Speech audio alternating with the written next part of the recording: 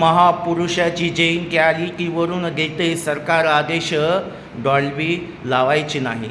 याची बैठक बसली गावोगावी आणि त्याच्यामध्ये तरुण मुलं पेटून उठले, नाही डॉल्बी लावायची.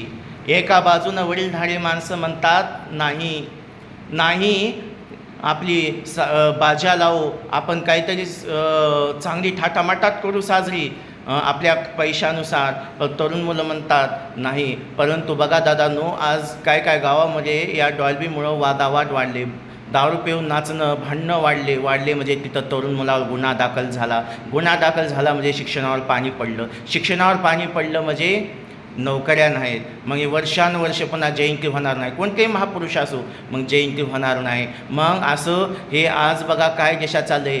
तुमचे आमचे कसे भांडणं पेटतील, भावाभावामध्ये बाप लेकामध्ये कसे भांडणं होतील आणि हे देश कसा मागं पडेल. परंतु आज जो वरचा नुसतं वरूनच पाहतो त्याचे ऐकून आपल्याला चीड येत नाही. फक्त चीड येते फक्त आमने सामने जे आपण बोलतो ना, आपल्याच भावाभावामध्ये, बाप आपल्या चुलत्या मालक्यामध्ये डोक्यामध्ये चिड येते. नाही आपण तुम्ही काय बोलताय, म्हणजे आज आपली माणुसकी आपली धुळीला मिळत आहे. आपण महापुरुष मानतो, जयंती साजरी करतो, पण कुठंतरी वादावाद वाढत चालला आहे. आणि कुठंतरी शिस्ताई लावून घ्या, कुठंतरी नम्रता लावून घ्या आणि लेकरं कसे शिकेल त्याच्याकडे लक्ष द्या दादांनो.